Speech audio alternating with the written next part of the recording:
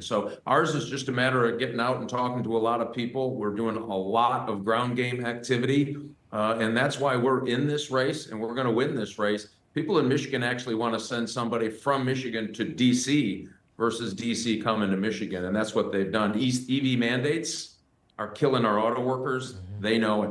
Sure. We're having all of the Democrat coalition starting to fall apart. So we're excited about the race and excited to finally have representation for the people who get up every day, play by the rules, and work really hard. Yeah, and maybe, Senator, you could talk to us about even the role of those uncommitted voters that we saw during the presidential primary back when Joe Biden was back in the race.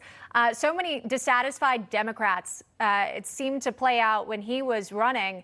And just a read on how that could impact the congressman's own Senate race.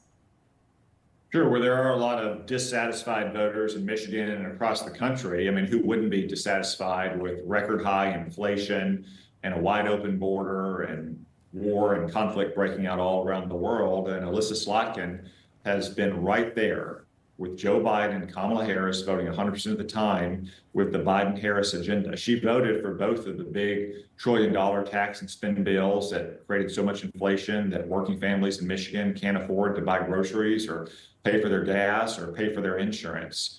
She has been a champion of subsidies for the electric vehicle industry to include Chinese vehicles. Just right here in Michigan, she championed an electric vehicle battery plant that was Chinese. She voted this week in the House against a bill that would take away subsidies to Chinese companies. Mike Rogers, by contrast, has been sounding the alarm on Chinese communism for 20 years when people weren't taking it seriously in Washington.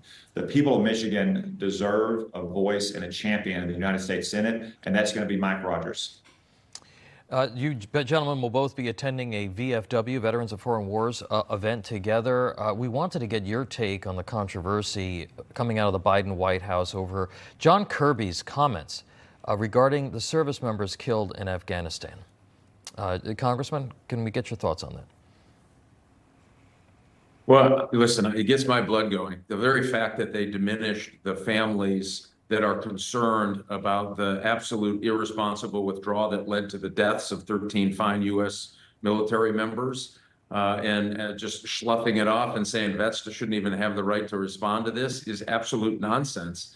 And it tells me they don't understand nor respect the sacrifice that our men and women who stand on in our defense every single day are going through. And what an insult to the families, the Gold Star families that lost people that didn't have to die. And that's where I think so many people are so worked up about on this particular case. This was from a very bad decision by the administration to not even pack up. I'd say pack up and run. They didn't even bother to pack up. They just ran. And it cost service members their lives. We left loved ones behind. We left Americans behind. We left $80 billion of equipment behind.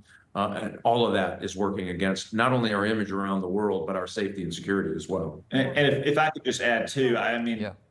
We only know about this because John Kirby mistakenly hit reply all on an email.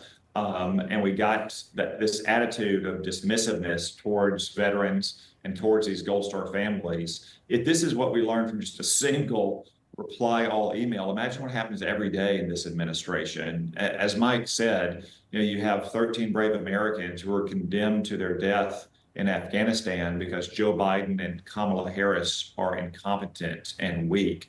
And that's why those Blue Star families turned into Gold Star families. Kamala Harris hasn't even had the decency to meet with them once. And that moment, too, is also what undermines so much of America's strength around the world and the confidence of our allies. It's no surprise that we've had war and conflict breaking out since we were humiliated in Afghanistan, something that Alyssa Slotkin has defended and supported Joe Biden and Kamala Harris on from the very beginning. We've had members of those Gold Star families come on the program and express the very same sentiment that they have not heard from the Biden administration about the loss of their children who served our country. We do have to leave it there. Gentlemen, thank you for taking the time this morning. Senator Tom Cotton, former Congressman Mike Rogers, who's running for Senate in Michigan. We do appreciate it. And of course, we'll be following your race closely.